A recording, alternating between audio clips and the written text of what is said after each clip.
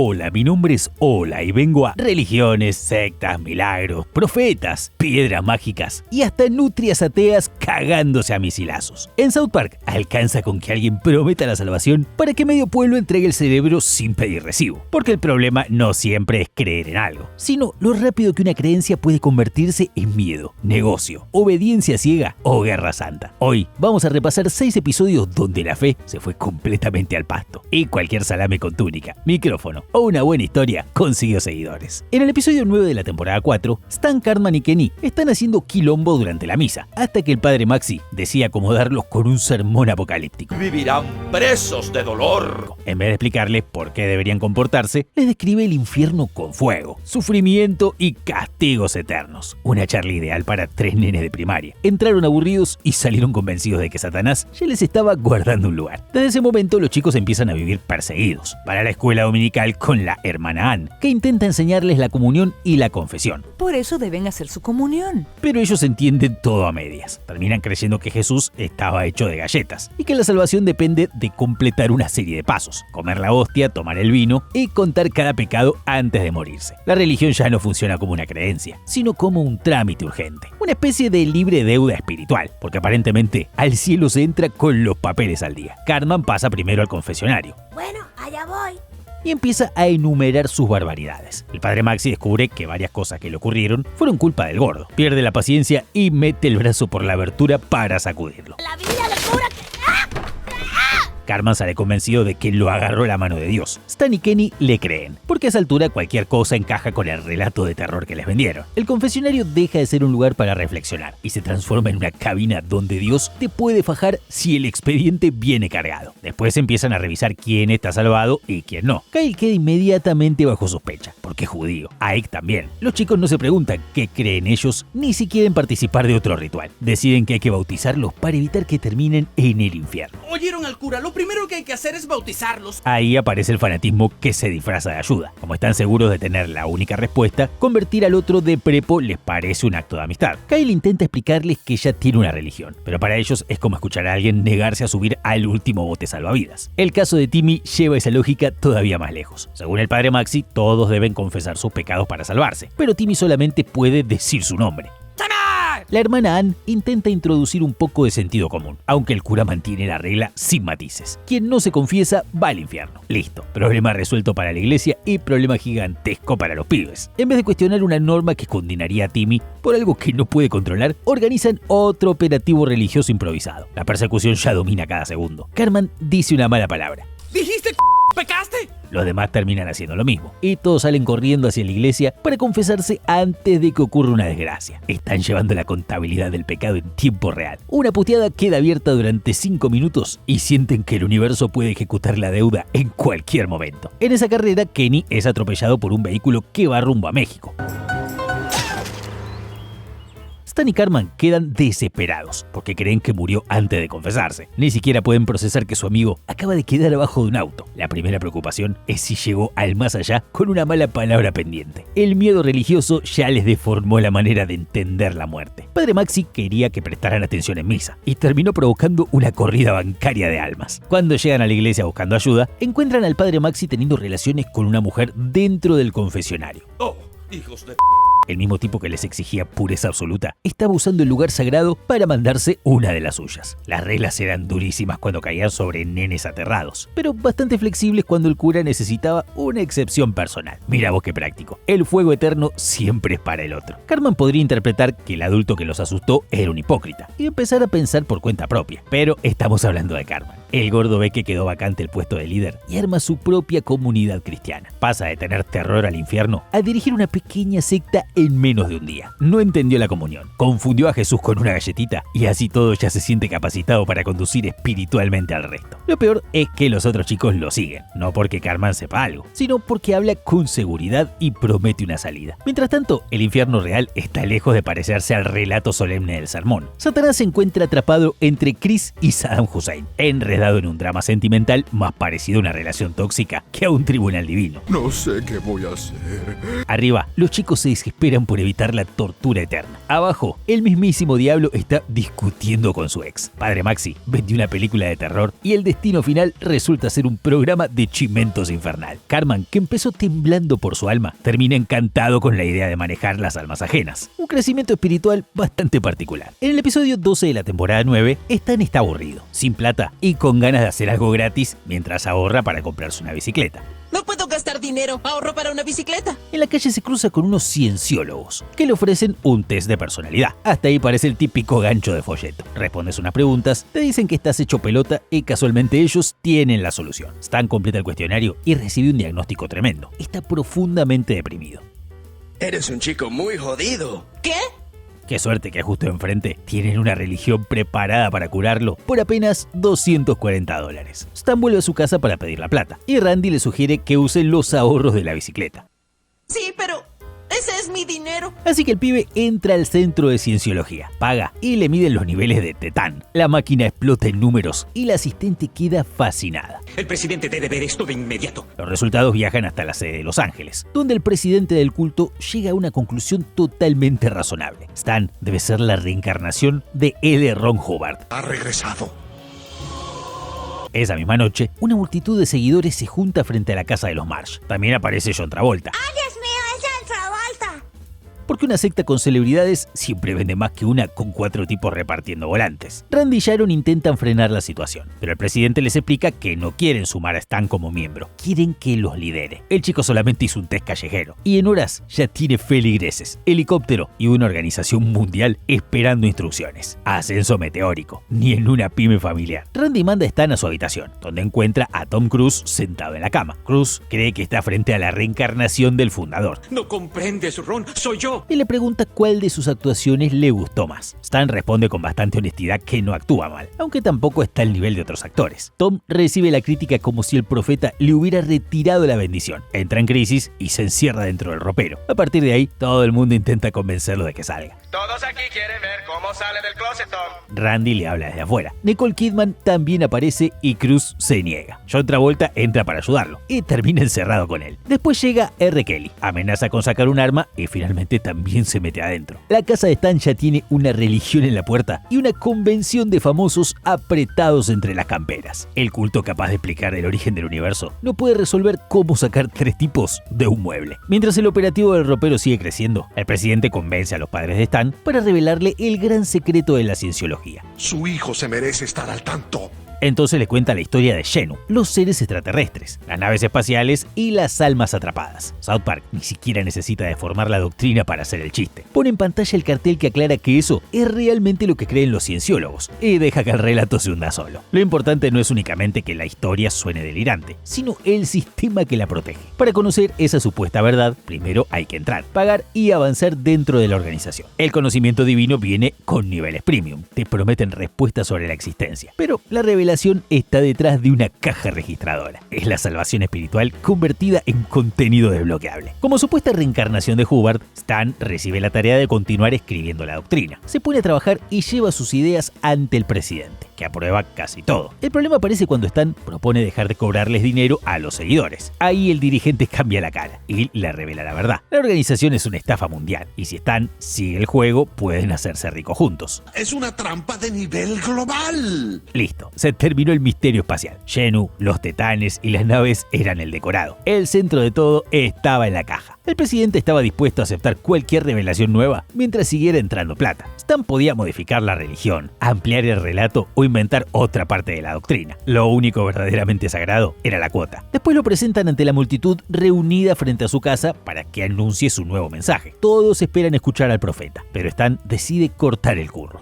No soy la reencarnación de Ron Hubbard. Le dice que no es la reencarnación de Hubbard y denuncia públicamente que la cienciología es una gran estafa. La reacción de los seguidores es instantánea. En lugar de preguntarse si pueden tener razón, se enfurecen en bloque y amenazan con demandarlo. Tom Cruise finalmente sale del ropero junto con John Travolta y R. Kelly. ¡Los 3 han salido del closet!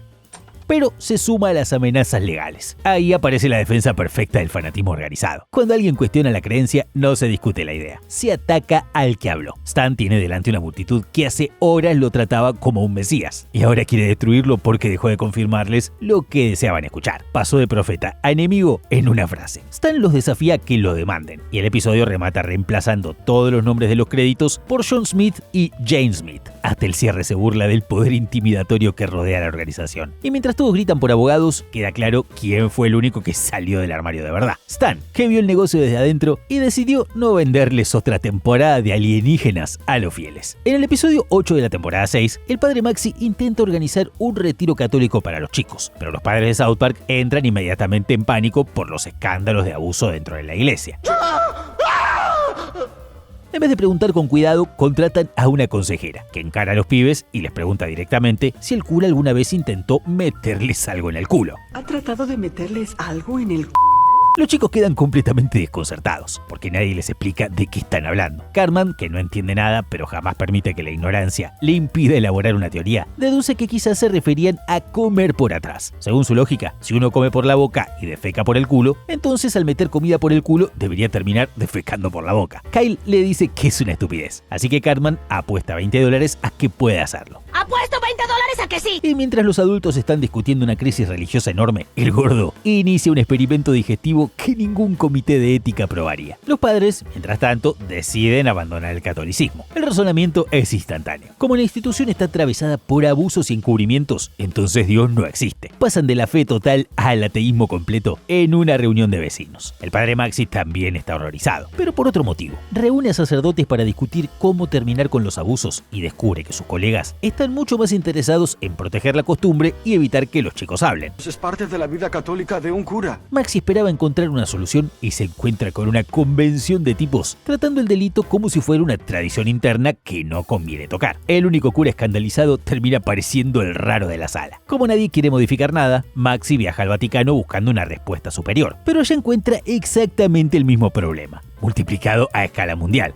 ¿Que no nos atrapen? ¡No! Los sacerdotes se escudan en el libro sagrado de leyes del Vaticano. Mientras el texto no prohíba de manera explícita lo que hacen, consideran que pueden seguir. El fanatismo ya no consiste en creer demasiado, sino en obedecer una estructura hasta pagar cualquier criterio moral. Si el reglamento no lo menciona, aparentemente el sentido común queda suspendido. Maxi propone cambiar las leyes para prohibir los abusos y permitir que los sacerdotes tengan relaciones con mujeres. Pero le explican que el libro no puede modificarse y que para colmo, nadie sabe dónde está. O sea, toda la institución se rige por un documento perdido que nadie puede consultar, aunque todos lo usan como excusa. Un sistema espectacular. Las normas son intocables, invisibles y siempre favorecen al que manda. Mientras el cura recorre los niveles subterráneos del Vaticano buscando el libro, Cartman logra que su experimento funcione y defeca por la boca. En vez de quedar como una anécdota asquerosa entre los chicos, la noticia se expande y el país entero empieza a considerar que comer por el recto podría ser más saludable. El cirujano general avala la idea basándose en absolutamente nada. Interorrectogestión evitaría el alto colesterol. En poco tiempo, todos practican la interorrectogestión. Las reuniones familiares se llenan de gente metiéndose comida por atrás y usando tachos para recibir lo que expulsan por la boca. Randy y compañía aceptan una aberración anatómica con una facilidad impresionante. Abandonaron la religión porque dejaron de confiar en una autoridad y 5 minutos después obedecen ciegamente a otra que tampoco presenta pruebas. Cambiaron el Vaticano por un médico en televisión. Pero el cerebro sigue en modo avión. Cartman disfruta especialmente porque ganó la apuesta y puede restregarle el resultado a Kyle. ¡Dinero de Kyle! Sin embargo, cuando Kyle deja de enojarse y acepta que perdió, Cartman se frustra. El gordo ni siquiera quería los $20. Quería mantener a Kyle atrapado en la discusión para siempre. Hasta su milagro intestinal necesita un creyente indignado del otro lado. Sin público, la revelación pierde toda la gracia. Maxi finalmente encuentra el libro sagrado después de atravesar las profundidades del Vaticano, como si estuviera dentro de un videojuego. Cuando regresa, el Papa consulta a la máxima autoridad, una araña reina gigante. Sí, detrás de siglos de jerarquías, ceremonias y solemnidad, las decisiones finales dependen de un monstruo que parece jefe secreto de una consola vieja. Y aún así, todos lo obedecen sin pestañear. La araña reina se niega a modificar el libro. No han de cambiarse. Pero Maxi se cansa y lo rompe en dos. El Vaticano empieza a derrumbarse y los demás lo acusan de destruir la religión. Él responde que solamente destruyó sus leyes estúpidas. Por fin alguien dentro de toda esa maquinaria distingue entre la fe y la institución que usa la fe para conservar poder. Frente a las ruinas, Maxi Tracy explica que el catolicismo debería consistir en intentar ser una buena persona, no en adorar reglas ni jerarquías. Los padres escuchan el discurso por televisión, recuperan la fe de inmediato y abandonan la ínterorectogestión. Otra conversión express. Guardan los tachos, vuelven a la iglesia y piden perdón. Al menos esta vez eligieron dejar de cenar por el orificio equivocado, que ya es un avance espiritual bastante importante. En los episodios 12 y 13 de la temporada 10, Cartman tiene un problema que para cualquier persona normal sería una molestia, y para él se convierte en una crisis existencial. Faltan 3 semanas para que salga la Nintendo Wii. 3 semanas. El gordo siente que Nintendo le está pidiendo atravesar una dictadura completa sin consola, así que decide congelarse en la nieve para saltear la espera. ¡No me descongeles hasta que salga el Nintendo Wii! Butters lo ayuda a enterrarse en la cima de una montaña, porque cada gran desastre de Cartman necesita un asistente que diga esto parece mala idea y aún así siga acabando. El plan era despertarlo poco antes del lanzamiento, pero una avalancha tapa el lugar y nadie logra encontrarlo. Cartman quería evitar 21 días de ansiedad y termina durmiendo más de 500 años. Excelente manejo de los tiempos, campeón. Mientras él queda convertido en una milanesa congelada, la señora Garrison se enfrenta a la obligación de enseñar evolución. Reacciona como una fanática religiosa ofendida. Rechaza la teoría antes de explicarla. Creo que lo de la evolución es pura y se pelea con la escuela porque siente que aceptar la evolución equivale a traicionar a Dios. Entonces aparece Richard Dawkins para dar la clase y defender la ciencia. Al principio chocan, pero Garrison pasa del creacionismo más rabioso al ateísmo militante apenas empieza una relación con Dawkins. Ni proceso de reflexión ni dudas internas. Cambia de camiseta en el entretiempo y sale a jugar para el rival con más intensidad que antes. Ahora empieza a burlarse de los alumnos creyentes y usa al monstruo de espagueti volador para ridiculizar cualquier idea religiosa. Garrison convence a Dawkins de que deben erradicar todas las religiones para conseguir la paz mundial. El científico compra la propuesta y entre ambos impulsan un futuro completamente ateo. En teoría, listo. Eliminaron a Dios, terminaron las guerras de fe y la humanidad finalmente debería vivir guiada por la lógica. Cartman despierta en el año 2546 y descubre que salió bárbaro. El mundo entero es ateo, racional y científico, salvo por el pequeño detalle de que está metido en una guerra mundial. La humanidad se divide entre la Liga Atea Unificada, la Alianza Atea Unida y la Alianza Atea Aliada, formada por nutrias marinas súper inteligentes. 5 siglos de progreso tecnológico para terminar viendo animales con armadura discutiendo quién representa mejor la razón. Las 3 facciones se atacan, lanzan misiles y secuestran a Cartman porque lo consideran una pieza histórica relacionada con los fundadores de ese nuevo mundo. El gordo, por supuesto, no tiene ningún interés en comprender la guerra, solo quiere llegar al Museo de Tecnología, encontrar una Wii y jugar. A su alrededor se está definiendo el destino de la civilización y él pregunta dónde enchufan la consola. Cuando finalmente consigue una Wii, descubre que no es compatible con las pantallas del futuro. Es probablemente el castigo más preciso que recibió Cartman en toda la serie. Viajó 500 años, sobrevivió una guerra y encontró la consola, pero le falta el adaptador. El verdadero infierno no era religioso, era tener el aparato y no poder conectarlo. Después descubre la gran pregunta que enfrenta a las facciones. Uno esperaría una discusión sobre el origen del universo, el sentido de la vida o los límites del conocimiento, pero se están matando para decidir cuál de sus nombres es más lógico. Cambiaron "mi Dios es verdadero" por "mi sigla atea es la correcta". Sacaron las iglesias y conservaron intacto el termo humano. Las nutrias se consideran superiores. Los grupos humanos responden con amenazas y cada bando cree representar la racionalidad pura mientras revienta al vecino a misilazos. Cartman intenta usar un teléfono del tiempo para advertirse a sí mismo y evitar la congelación. Llama varias veces al pasado, pero todos le cortan. Finalmente interrumpe a Garrison y Dawkins mientras están juntos y revela que Garrison es una mujer trans operada. ¡Oh!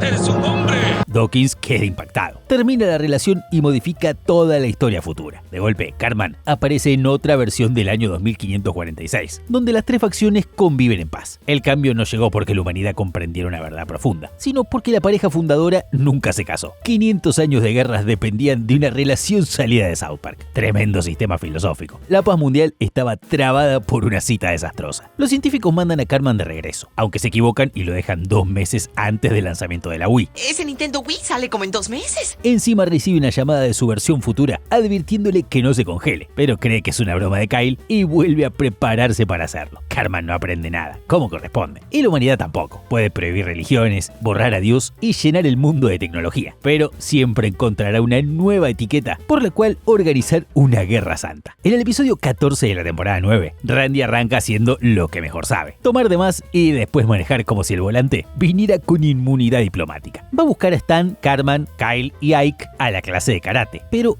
llega borracho. En el viaje de vuelta lo detiene la policía. ¿Y cuál es el oficial problema? Pierde la licencia y termina obligado a hacer servicio comunitario y asistir a Alcohólicos Anónimos. Hasta ahí Randy podría interpretar que tiene un problema concreto y hacerse cargo. Pero en la reunión le explican que el alcoholismo es una enfermedad, que él no puede controlarla y que necesita entregarse a un poder superior. El tipo escucha "usted no tiene control" y lo toma como una autorización oficial para seguir tomando. Randy, te dijeron que busques ayuda, no que te declares una víctima indefensa con vaso propio. Stan ya lo conoce y dice que su padre es hipocondríaco.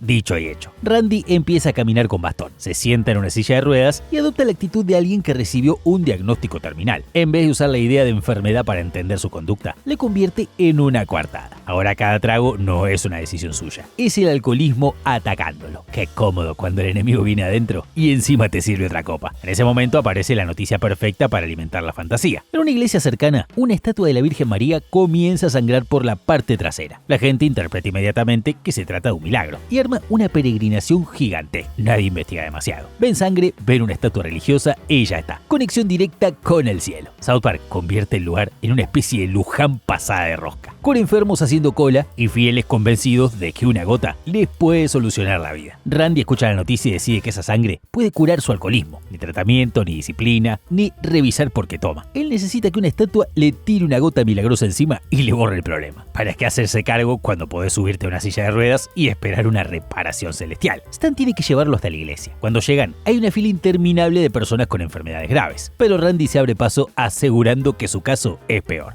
Sufrimos por igual, ella y yo. El tipo ve gente desesperada por caminar o sobrevivir y concluye que su resaca merece prioridad. Encima avanza en silla de ruedas con actuación de paciente crítico, aunque el principal síntoma sigue siendo que no quiere dejar el vaso. Finalmente se coloca debajo de la estatua y recibe la sangre en la cara. Randy se levanta, anuncia que está curado y la multitud celebra. Milagro confirmado. Nadie parece notar que podía ponerse de pie desde el principio, pero cuando todos quieren creer, los detalles molestan. Randy no buscaba una cura, buscaba una ceremonia que le permitiera sentir que alguien más había resuelto el asunto. Durante 5 días deja de beber y se presenta como un hombre sanado por la Virgen. Ahora pasea por el pueblo como prueba viviente del milagro, orgulloso de haber derrotado una enfermedad sin asumir que fue él quien eligió mantenerse sobrio durante esos días. Hace 5 días que no he bebido. La fama de la estatua crece hasta que llega el Papa Benedicto XVI para inspeccionarla. Después de revisar la figura, descubre que la sangre no sale del ano, sino de la vagina. Como las mujeres menstruan, declara que eso no cuenta como milagro. El razonamiento deja un detalle bastante importante